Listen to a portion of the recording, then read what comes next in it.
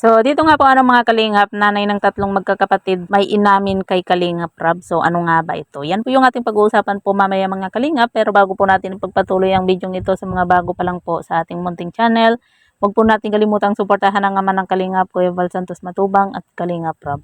At paunawa, panoorin po muna ang full video bago mag-comment para malaman ang nilalaman nito. So, dito nga po mga kalingap, may inamin nga po ang nanay ng tatlong magkakapatid dito kay Kalingap Rab. At yan nga po mga kalingap, humingi na rin po ng sorry nga po yung nanay po ng tatlong magkakapatid dito kay Kalingap Rab dahil nga po sa nagsinungaling po siya dito kay Kuya Val. Kasi nung pumunta po si Kuya Val nga po dito sa tatlong magkakapatid ay nagsinungaling nga po itong si nanay.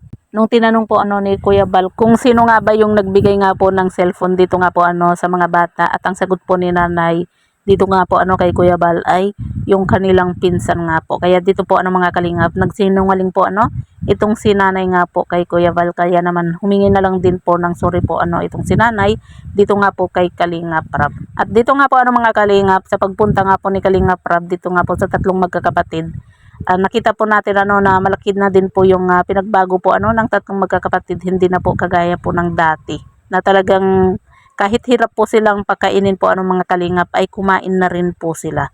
Talagang nakakaawa po yung tatlong magkakapatid na ito, pero sana tulungan din po nila yung kanilang sarili kasi syempre nahihirapan din po si Kalingap Rab nga po sa kung paano sila mabago nga po kung paano mabago yung kanilang pananaw po sa buhay.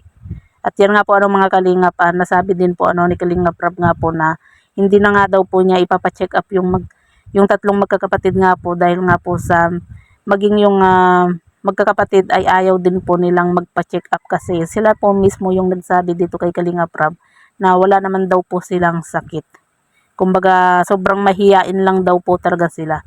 Kaya magtiwala lang din po tayo dito kay Kalingap Rab nga po. Dahil alam naman po natin na gagawin po lahat ni Kalingap Rab para mapaayos po yung buhay po ng tatlong magkakapatid. Maging sa pag-aaral nga po mga kalingap, ay handang suportahan po ni Kalingap Rab nga po.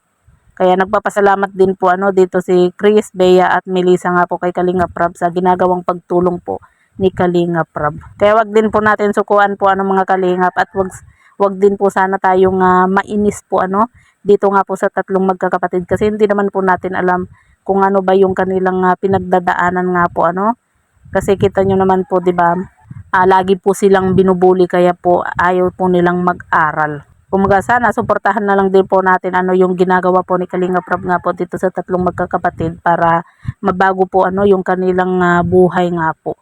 Lalo na po yung pananaw po nila sa buhay na talagang gustong-gusto po ni Kalingap Rab nga po na mabago yung kanilang pananaw at matanggal po yung kanilang pagkamahiyain nga po mga kalingap.